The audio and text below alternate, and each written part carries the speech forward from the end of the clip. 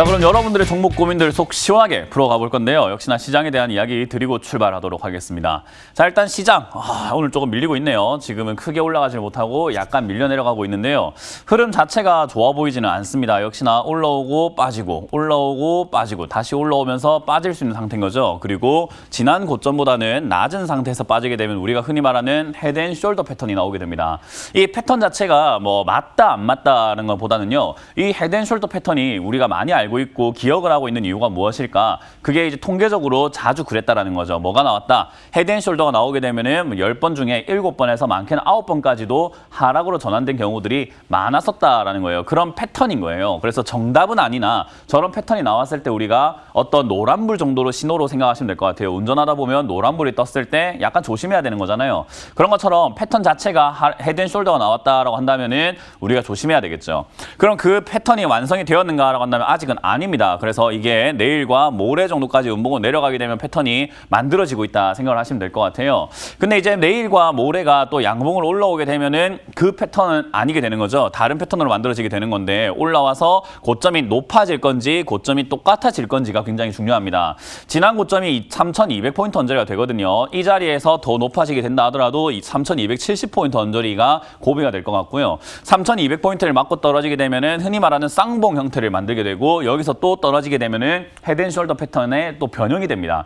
그렇기 때문에 여기는 여러 가지 경우의 수라고 하죠. 변수가 상당히 많은 자리이기 때문에 함부로 여러분들이 상승 베팅을 한다던가 또 함부로 하락 베팅을 할 자리는 아니라고 보시면 좋을 것 같아요. 자, 그럼 지금 이런 자리에서 지수와 상관없이 매매하는 방법은 무엇일까라고 봤을 때 여러분들 제가 1월 달에 말씀드렸던 기업들, 업종들 이해하실지는 모르겠습니다만은 제가 1월 달 여기 굉장히 많은 종목들이 급등을 해서 상승해서 고점 신호를 만들었다라고 표현을 해드리면서 저 때 많은 이제 전문가들과 시청자들, 뭐 방송들 그런 데서 전부 다 자동차, 뭐 반도체, 그리고 뭐 바이오 이런 쪽들이 좋다라고 이야기하면서 그리고 현대차, 기아차가 좋다 이야기를 했을 때 저는 아니다. 그런 기업들은 이미 다 갖고 관련주, 철강 관련주를 보셔라. 철강 관련주 중에서는 포스코 관련주만 잡으셔도 괜찮고 아니면 이름에 철강 또는 철관 또는 스틸 들어가 있는 기업들 잡아라 라고 말씀을 드렸는데 지금 보시게 되면은 포스코 관련주 두 개 다 급등을 했죠. 포스코, 엠텍 보시면은 오늘 상승하는 게 역시나 슈팅이 나오면서 크게 급등 올라오고 있습니다. 역시나 이런 종목들을 미리 잡아놨다라고 한다면은 괜히 다른 종목에 고생할 필요가 없이 그냥 들고만 있어도 이득이 나는데 이제 사야 되나요? 라는 질문을 하시는 게 굉장히 어리석다라는 생각이 듭니다. 그리고 마찬가지로 포스코 인터내셔널. 역시나 둘 다 기업은 돈을 잘 버는 기업이 있기 때문에 밑에 잡아놓았을 때는 전혀 독이 될 게 전혀 없는 기업들이었는데 여러분들은 역시나 지금 핫한 종목만 봤을 뿐이지 앞으로 핫해질 종목을 전혀 잡지 않았던 게 저는 화근이었지 않았나 싶습니다. 뭐 이거 말고도 역시나 문배 철강이라든지 또는 뭐 여러 가지 철강 관련주, 스틸 관련주, 뭐 세아 베스트라든지 이런 기업들도 역시나 잘 올라가고 있는 걸 볼 수가 있습니다. 이거는 우리가 미리 1월 달부터 알 수가 있었던 게 당연한 거였습니다. 철관 관련해가지고 또는 뭐 강철 그리고 구리 비금속 이런 것들의 가격들이 많이 올라가기 때문이었죠. 자, 그러면 이런 걸 놓쳤는데 뭐 살 게 없나요? 라고 했을 때 역시나 고려아연 이런 기업들 아직도 갈 수 있다라는 거예요. 아직 안 갔잖아요. 근데 여러분들은 또 지금 핫한 종목만 보일 겁니다. 이런 게 보이지 않겠죠. 좀 사놓고 기다리면 안 됩니까? 사놓고 기다리면 득이 생길 텐데요. 왜 그게 안 되는지는 역시 여러분들이 기다리질 못해서다라고 생각이 듭니다. 마찬가지로 저는 결제 관련주 잡아놔라라고 말씀드렸는데 다날 오늘 상한가에 들어가는 모습 보이죠? 잡아놓고 기다렸던 분들은 왜 이렇게 안 가요? 전화도 자주 옵니다. 왜 이렇게 안 가요? 떨어집니다. 저는 그때마다 상담을 이렇게 했습니다. 더 사면 되지 뭐가 걱정입니까? 내려가면 더 사면 되는 기업인데 실적이 매출이 더 많이 증가했습니다. 올라갈 게 뻔한 기업이니까 들고 있으시면서 내려가면 더 사버리세요. 차라리 비중을 더 많이 실어서 수익을 더 많이 보세요 라고 이야기를 해드렸습니다. 지금 어떤 결과가 나왔을지는 여러분들 계좌가 말을 해주고 있을 것이고 놓치신 분들은 구경만 하고 있겠죠. 저는 그런 분위기가 역시나 여러분들이 기다리질 못하기 때문이다. 그리고 앞을 보려고 하는 게 아니라 지금 핫한 종목만 자꾸 보기 때문이다라고 생각이 들어요.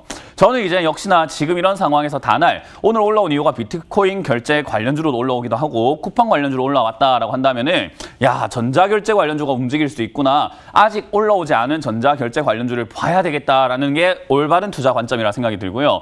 전자 결제를 하고 그리고 비트코인을 하고 하면 역시나 블록체인과 보안이라는 게 떠오를 수밖에 없습니다. 물론 지금이 아니겠죠. 지금은 올라오진 않잖아요. 그러나 앞으로 올라갈 기업이 뭡니까? 라고 한다면 역시 보안 관련주가 될 수밖에 없다 생각이 듭니다. 제가 하도 많이 언급드려서 많이 아실 겁니다. 드림 시큐리티를 보도록 할까요? 지금 보시면 올라가질 않고 있어가지고 또 어떤 사람은 잡아놓고 안 간다 하시는데 나중에 보세요. 어떻게 되는가.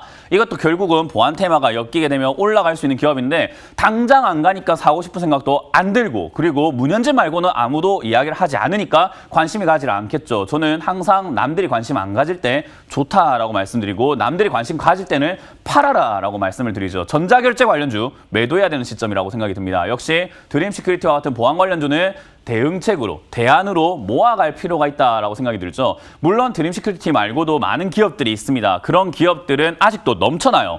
지금 보시면은 지수랑 상관이 있나요?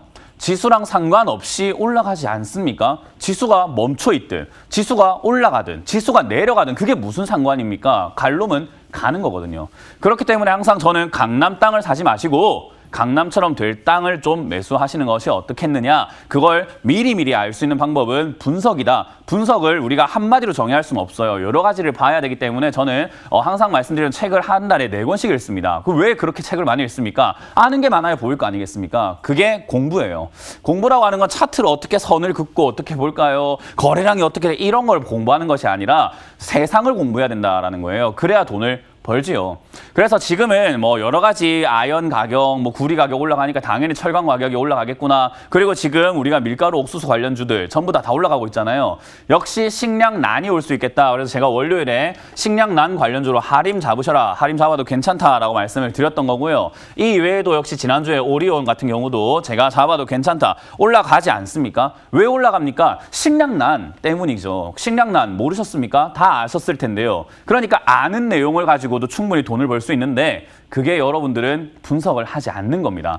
그래서 아는 내용으로 충분히 여러분들이 분석도 가능하시기 때문에 제가 드리는 힌트와 방송에서 상담을 할 때 내용을 조금 더 좀 집중해서 들어보신다면은 굳이 올라와 있는 종목이 아니더라도 내려와 있는 종목으로도 충분히 수익을 내는 것은 어렵지 않다라는 거예요. 그래서 여러분들께서 지금도 아직도 올라갈 종목은 많이 남아 있습니다. 아직도 수두룩 빽빽하다라는 거죠. 그렇기 때문에 너무 이렇게 올라간 종목에 눈독 들이지 마시고 내려간 종목 중에서 올라갈 수 있는 종목을 조금 찾아보시는 게 어떨까? 그게 어려우신다면은 방송 보시면서 힌트를 찾아내시고 상담을 주셔서 내가 들고 있는 종목은 가져가도 괜찮은 종목인지 가져갔을 때 좀 불리한 종목인지를 조금 체크 한번 해보시는 게 어떨까 싶습니다.